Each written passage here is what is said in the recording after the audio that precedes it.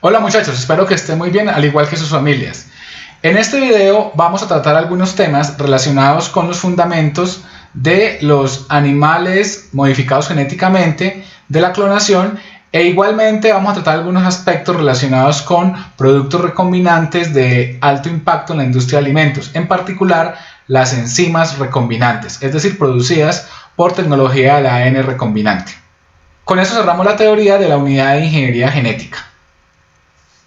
En las clases anteriores hablamos de la producción de alimentos transgénicos modificados genéticamente, sobre todo en el caso de microorganismos, bacterias básicamente, y de plantas. Ahora vamos a analizar muy brevemente lo concerniente a la modificación genética de animales. En estos casos, para la modificación genética de animales, los genes se introducen directamente en el núcleo de las células, lo que se llama inyección pronuclear. Es decir, con una micropipeta y bajo el microscopio se va inyectando el material con los genes de interés y también con los promotores. Todo ese material genético se pincha a la célula y directamente después se llega hasta el núcleo, se pincha el núcleo y ahí ya con la micropipeta se inyecta el ADN del gen de interés. No solamente se inyecta el gen de interés, sino otras secuencias como promotores de las mismas células animales que sean reconocidas en los cromosomas de las células del núcleo de los animales, y de tal manera que se integre ese gen de interés con esos promotores, se integre fácilmente al cromosoma de los animales y ahí quede funcionando para expresar las proteínas que van a conferirle una característica especial a estos animales transgénicos. Por ejemplo, se puede primero in vitro en el laboratorio, en tubos de ensayo, unir utilizando ligasas un promotor para los genes que codifican las proteínas de la leche y pegarlo con ligasas con el gen de interés que codifica una proteína que no produzca la vaca. Por ejemplo, que codifique eventualmente fibrinógeno del ser humano, que es una proteína que ayuda a la coagulación de la sangre, o que, por ejemplo, un gen de interés que codifique algún tipo de proteína que tenga una función inmunológica, una especie de vacuna, que tampoco produce la vaca. Pero como se está integrando tanto cuando se pincha con la micropipeta y se está llevando ese material, el promotor ya pegado con el gen de interés, entonces los cromosomas reconocen el promotor de la vaca y lo dejan integrar entonces en el material genético del animal. Y de esta manera, al integrarse también entonces queda incluido el gen de interés de la proteína diferente que se quiere obtener en las vacas. Lógicamente, también acá tenemos el mismo problema que con las plantas. No podemos pretender tomar un ternero o una vaca adulta y empezar a pinchar cada una con las micropipetas, empezar por inyección pronuclear, empezar a pinchar cada una de las células de la vaca, porque son miles de millones, no acabaríamos nunca. Entonces lo que se hace es que lo que se modifica es un embrión, o sea, un óvulo fecundado en el cual por inyección pronuclear se le agrega entonces el material genético para modificar al animal. Después, a partir de ese embrión va a crecer, se va a multiplicar, va a crecer, va a nacer otro animal y ese animal que nazca va a ser un animal modificado genéticamente. Esto es análogo a que en las plantas nosotros no vamos a modificar todas las células de la planta, de las hojas, de la raíz, de los frutos, etcétera, sino de los callos. Y a partir de los callos modificados genéticamente, esta vez ya sobre todo por pistola genética, por ejemplo, entonces ya se obtiene una plántula y después una planta transgénica. ¿Por qué se utiliza en particular el método de inyección pronuclear? Una micropipeta con una aguja finísima microscópica, porque como ustedes saben, las células animales no tienen pared celular, entonces eso hace más fácil pincharlas y llegar inclusive hasta el núcleo bajo observación del microscopio. Y las células animales pues son relativamente grandes comparadas con las células de las bacterias. Entonces por eso es que se hace en embriones y se hace con inyección pronuclear. En este video vamos a observar cómo se realiza la inyección pronuclear. En primera instancia vemos una célula de un embrión fecundado de ratón, es decir, de un cigoto. Y vemos también cómo aguja de la micropipeta se inserta dentro de ese cigoto, dentro de ese embrión fecundado, y empieza a insertar el material genético con el gen de interés. Al repetir la secuencia del video, vemos que en la parte izquierda hay otra micropipeta que succiona el cigoto, el embrión fecundado, de tal manera que lo fija y lo orienta para que la aguja de la otra micropipeta a la derecha pueda pinchar el pronúcleo, que es el núcleo de las células reproductivas, donde se libera el material genético.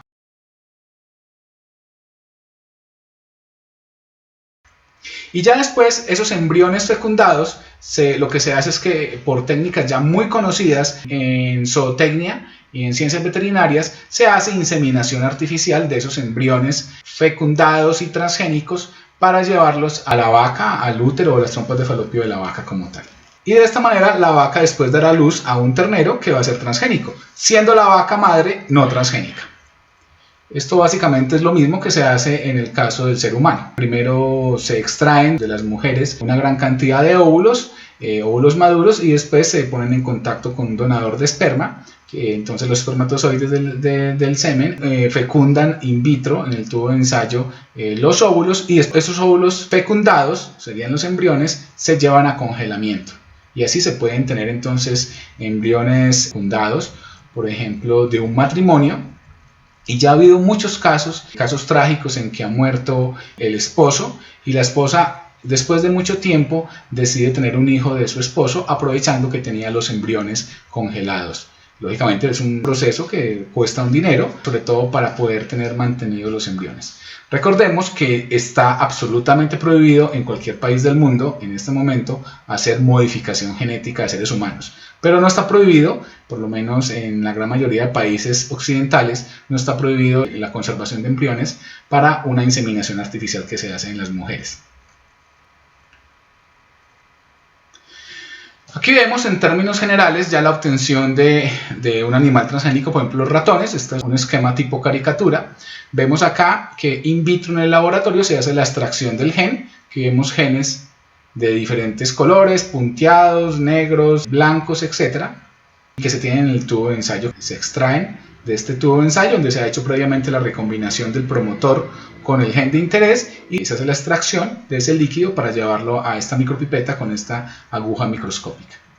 Después, ¿qué se hace? Pues simplemente se lleva y se pincha bajo el microscopio los óvulos, en este caso de ratonas, y se pinchan hasta el núcleo y se les introduce.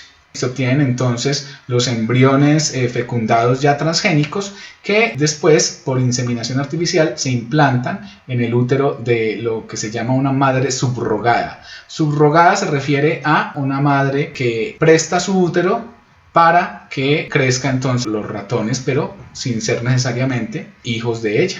Puede ser inclusive óvulos de otra ratona. Esto es lo que llama madre subrogada o madre sustituta. Y después, lógicamente, va a dar lugar a una descendencia de ratones transgénicos, unos negros, otros punteados, otros blancos, otros de diferentes colores, que es lo que vemos acá. Esa es la idea, pues, de lo que acabo de decir de manera gráfica y tipo caricatura. También hay otra técnica que, si bien no es exactamente modificación genética, sí tiene que ver con la biología molecular de los animales para la clonación, en particular la clonación de vertebrados. La clonación implica obtener, a partir de células de un animal, obtener otro animal que sea exactamente igual genéticamente al donador de la primera célula. Entonces es clonación como tal. Si esto lo hiciéramos en humanos, pues se sacara una célula, la idea es clonar a una persona. Ojalá que no vayamos a clonar a un político o a uno de estos excelentes políticos que tenemos, pues creo que no sería muy rentable clonarlos y obtener a alguien exactamente igual genéticamente. Pero lógicamente, de nuevo, con seres humanos no se puede hacer, con cerdos sí se puede hacer. Pero lo que se hace generalmente es con ranas, que es el sistema modelo.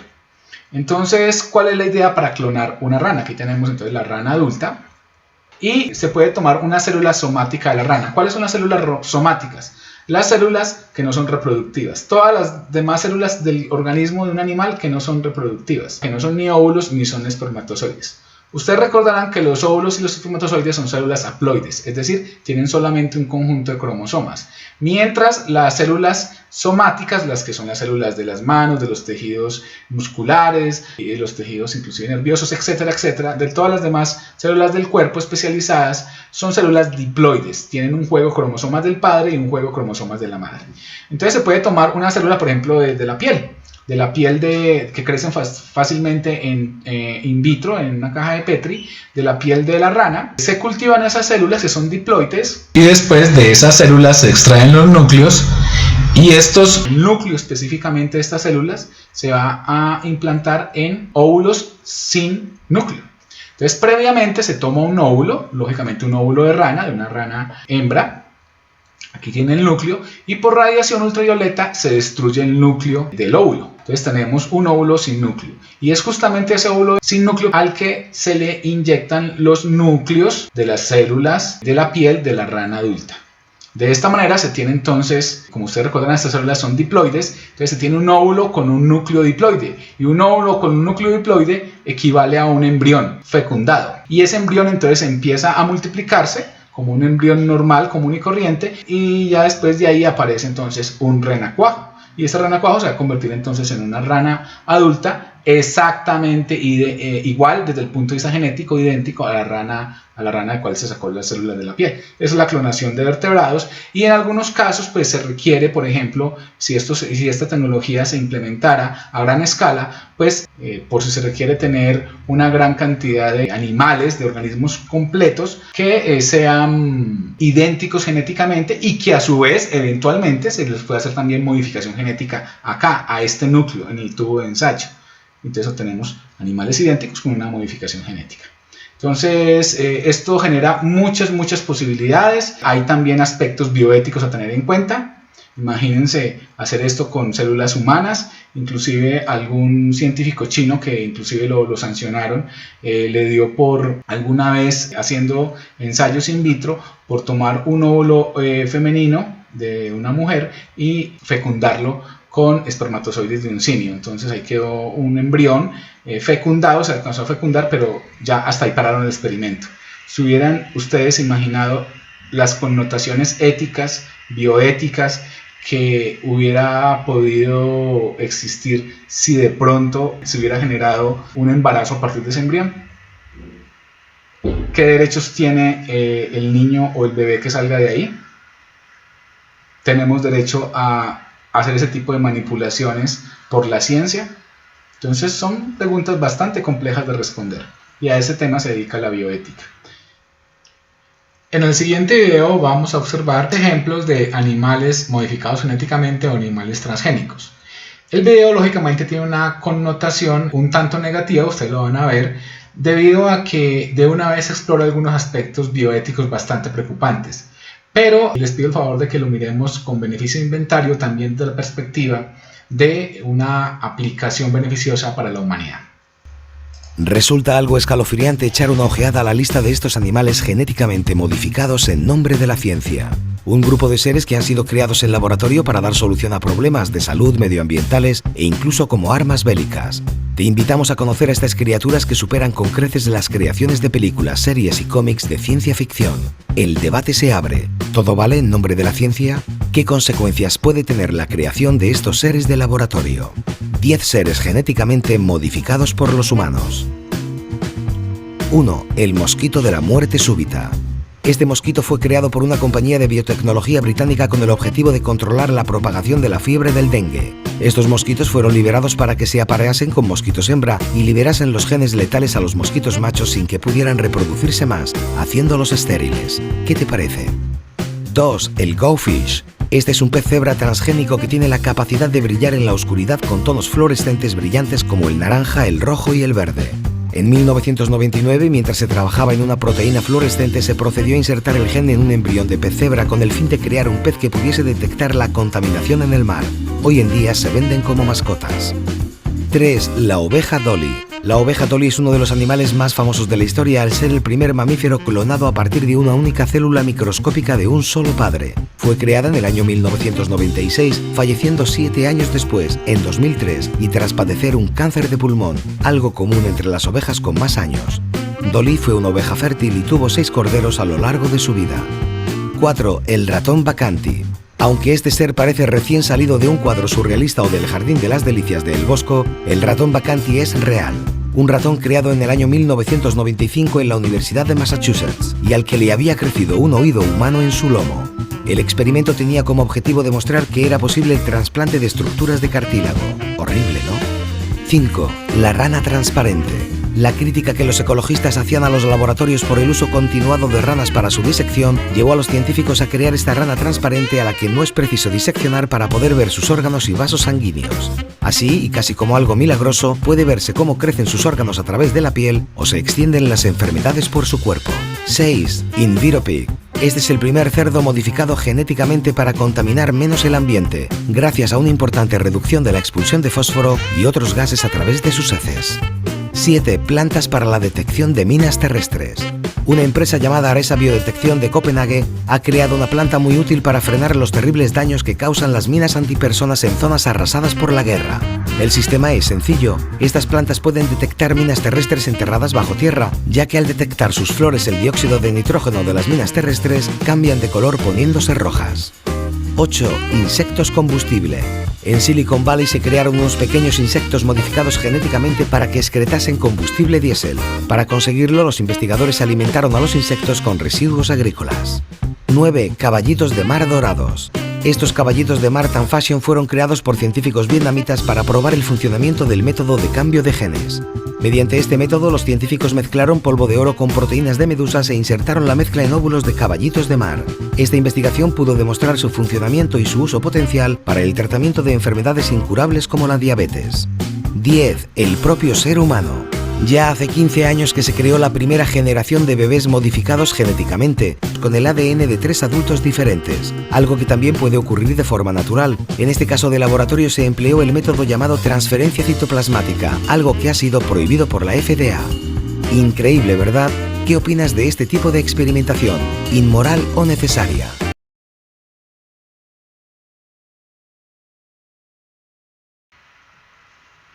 Finalmente, ya de nuevo en la industria de alimentos, podemos hablar muy brevemente de la aplicación de la ingeniería genética en la producción de enzimas industriales. El principal productor mundial de enzimas es la compañía danesa Novozymes, sobre todo enzimas industriales y en particular enzimas para detergentes y enzimas para la industria de alimentos.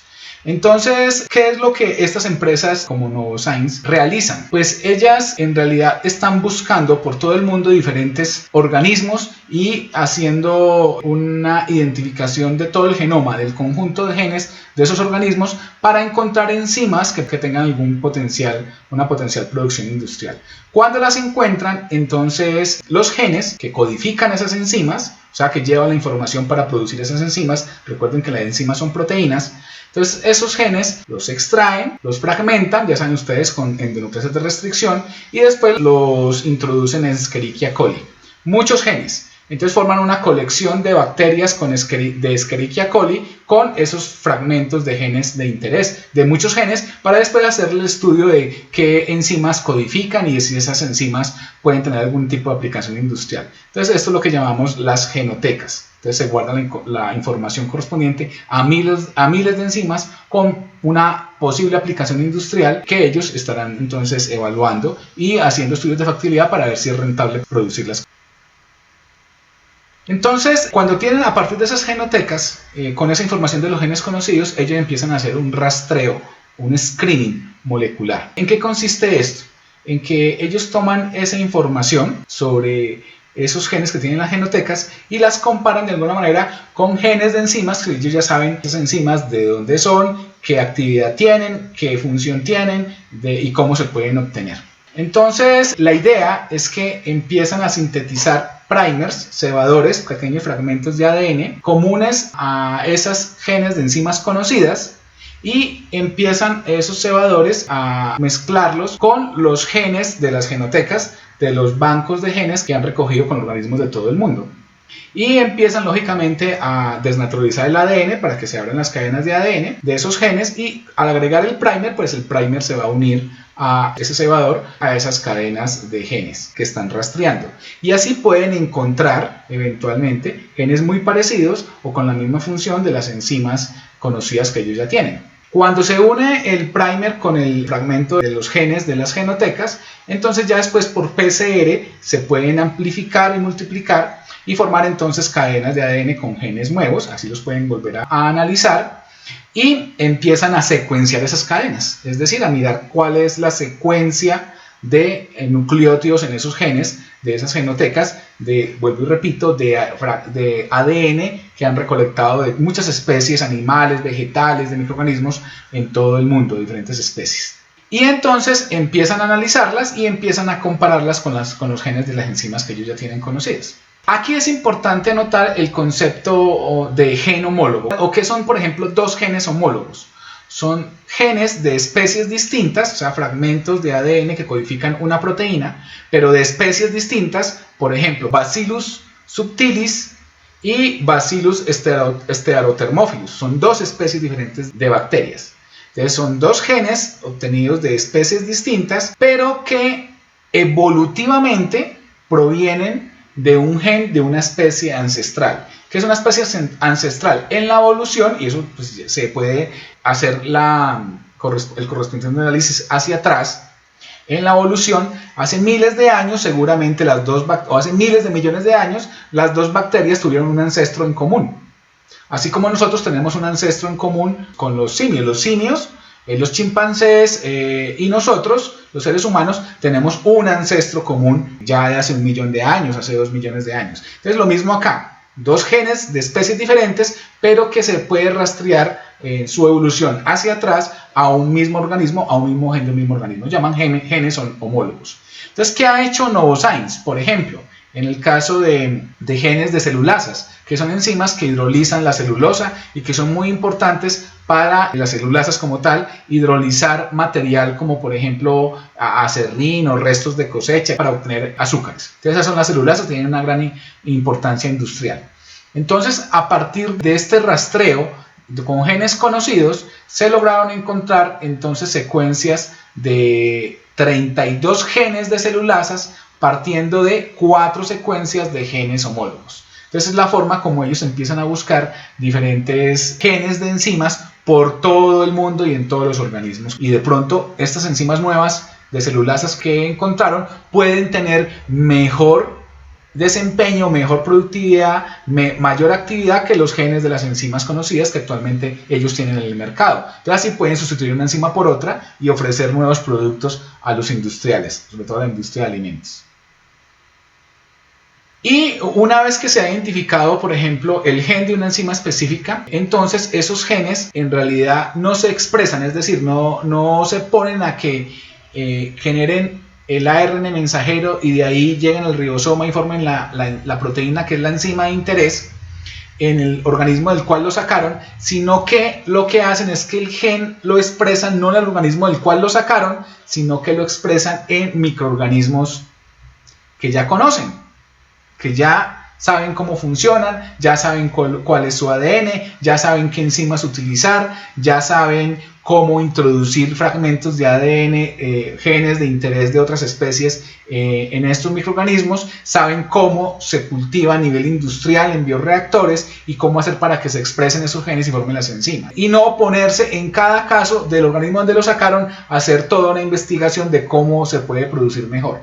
Entonces, los organismos que más utilizan son las bacterias Escherichia coli y Bacillus subtilis, pero también la levadura Saccharomyces cerevisiae o inclusive el moho Aspergillus oryzae.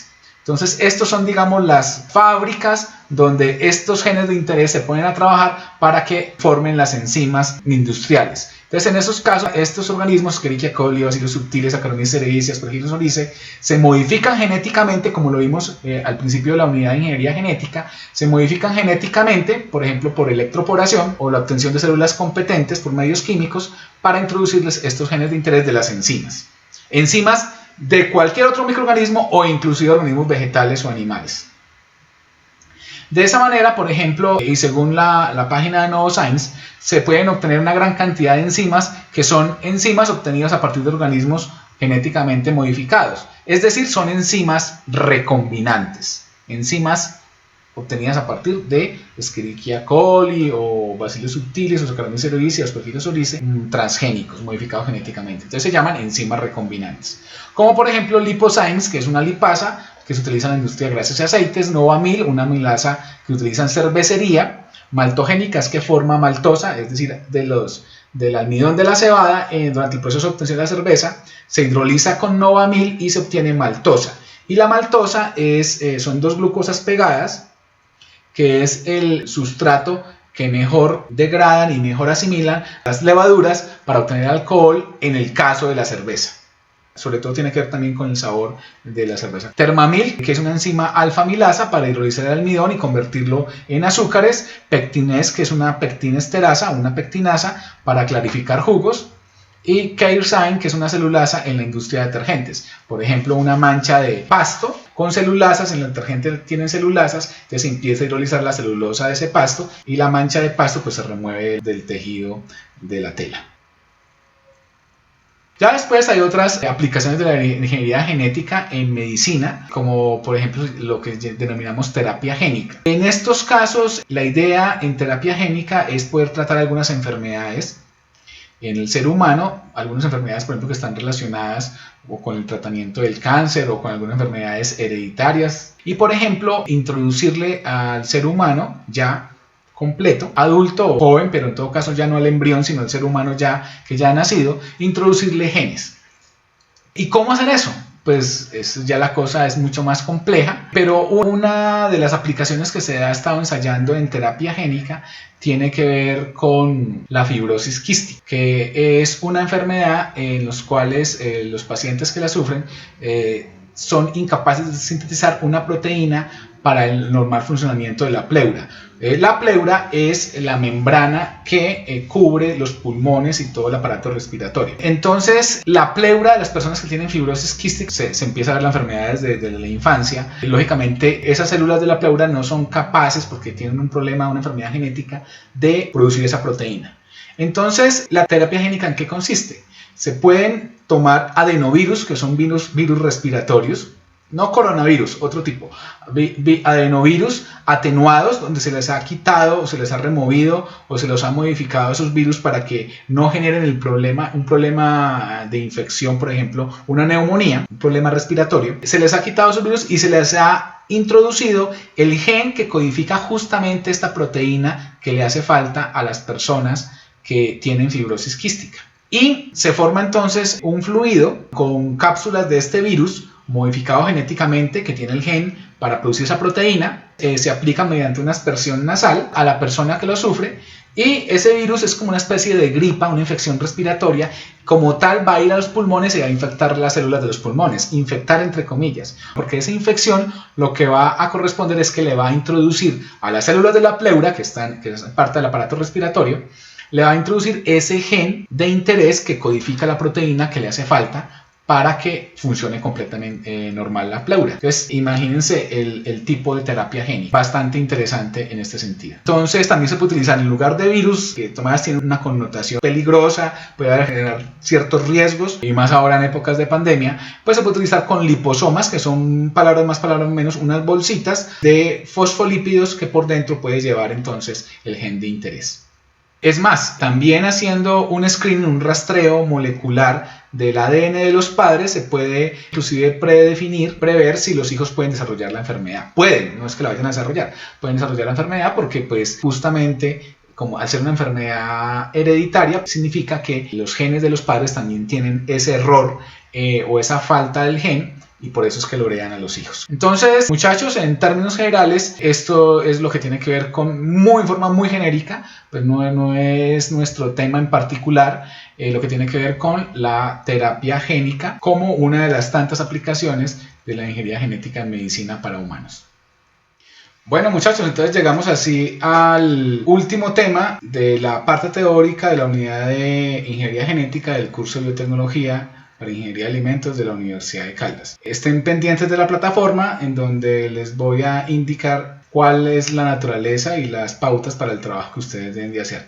Por el momento solo me resta decirles que se cuiden mucho, que estén muy bien y que espero que les haya sido interesante este tema de los organismos y alimentos modificados genéticamente. Hasta luego, que estén muy bien, cuídense.